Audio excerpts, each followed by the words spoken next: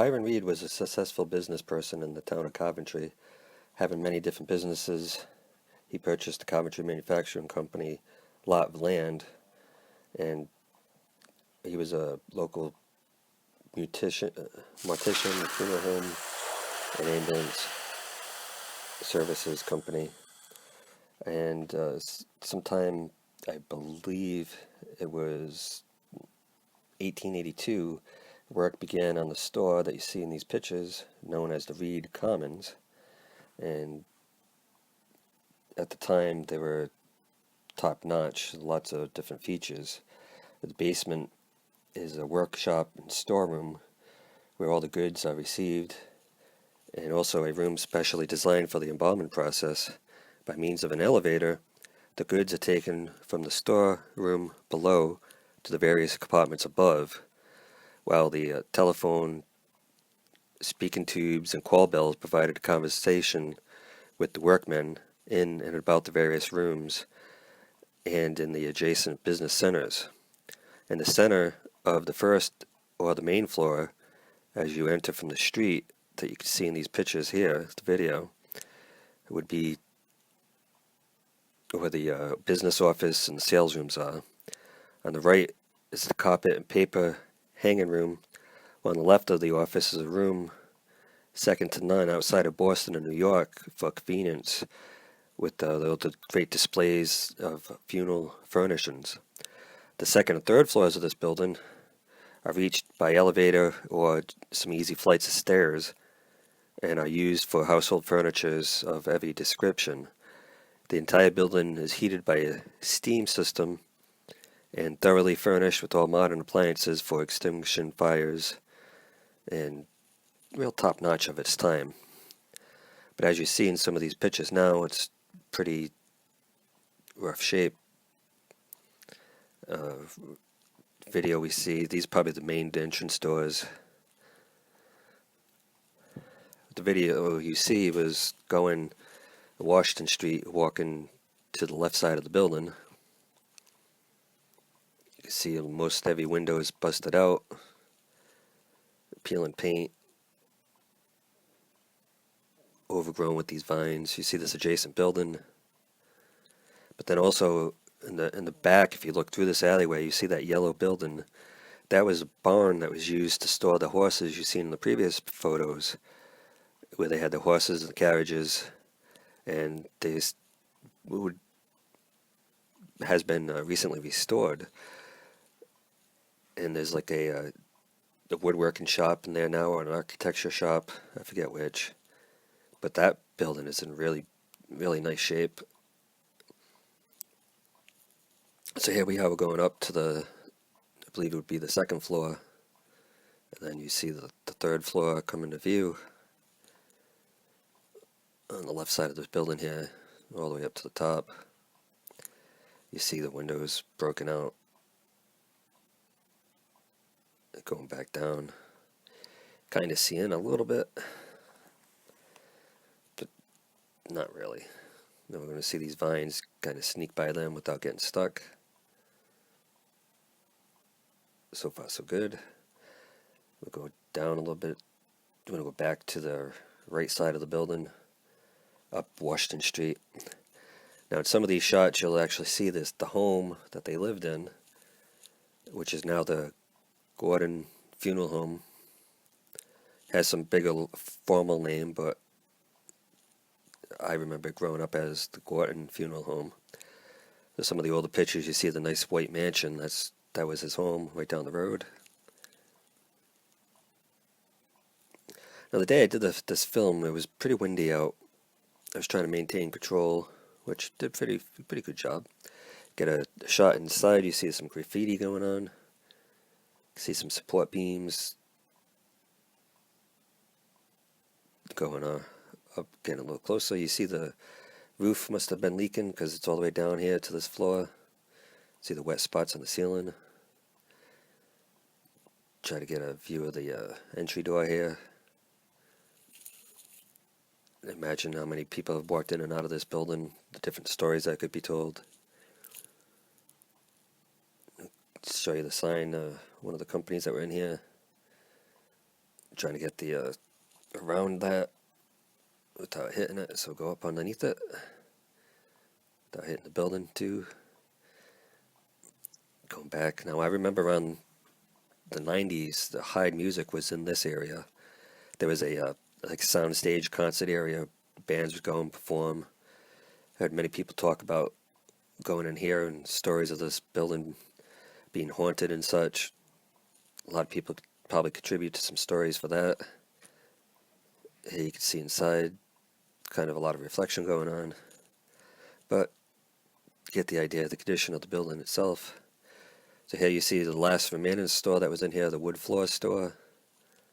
And right about here you can kind of see, right there you can see the home that Mr. Read lived in. That's a real nice, even though it's a funeral home, it's a really nice, beautiful building up over there. So that's it right here, what it looked like in its day. Another shot of that. You see some ads for his services. Now, I was surprised to see ambulance service, but if you think about it, it kind of makes sense because he's got the equipment and the strength to transport, so why not double duty? Now there's that yellow carriage house you see in the back. That's still in operation today in much better condition. Now here we're back on the left side of the building. Now this, I'm standing on Mapledale Street. We're going to go up, take a look. The roof was in better shape than I anticipated. I figured there would be more holes or exposed access points, but you really don't see much of that. The only thing you see is that stack, which I don't know what that is. I don't know if that's for the steam, or maybe an elevator shaft, or what. But you can see like this plastic, or maybe a sunroof, or just a makeshift roof repair. I'm not quite sure. But I'm going to work my way over here to the right of the building. You can see more of the roof line, the difference. Shingles that are in disrepair, more windows broken out, and go all the way over to the right side. And you see some fairly large building. It's, I believe, it's supposed to be 100 feet, 40 feet by 100 feet, 3 different stories, and he pretty much had his hand in building it himself. He had his brother was a builder, his brother-in-law Horace and Forster, and they kind of planned it out, worked on it together. And this day when I filmed this was about 28 degrees, so it was pretty cold and windy. So the drone actually made out pretty good. It handled nicely. It took a little bit of skill, more practice. And I was trying to experiment with different angles. So you see a lot of movement. Some people have told me they get a little bored of seeing the footage being too straight and predictable. So I tried to keep it moving and keep it a little bit more interesting. You can see me standing there trying to maintain control. And I was noticing, you can see the different doorways where these stairs are. One of the doors near that white car was actually right off the hinges. You could walk right up inside the building. But I was trying to be respectful and not, go in. Somebody does own this, and so I'm getting a better shot here of the stairwell, or at least attempting to. And here we go. We get a little closer. Then this looks like the building obviously needs a significant amount of work, but it's always possible it could be fixed. But I imagine there'd be concerns of lead paint and maybe some embalming fluid hazard potentially. Who knows? But it would be nice. But the biggest limitations for this property and this building is the availability of parking. I've always thought it'd be really great to see this turn into a multi-use store, restaurant type of thing, or maybe even a modern day hotel bed and breakfast type. Add some tourists to the area. Who knows? It's only a matter of time relatively soon that this is going to be slated to be torn down. This is more of a hazard than anything, and I feel bad for the people who live in the area, have to look at it every day in its current condition. But I guess there's a history of, or alleged history of large taxes being owed and some other fees and fines. Now here's some of the pictures of the carriage house. Mapledale Street again, going to go up to different shots and angles. You can see the condition of the foundation. Now those bricks, I don't know if that's the actual foundation or like a fascia to it. But it's pretty, a lot of those bricks are missing. It's more glass broken, a lot of shingles missing, a lot of siding. Again, you see Anthony Mill about maybe 11 o'clock. You can see the frost on the roof. That's how cold it was that day.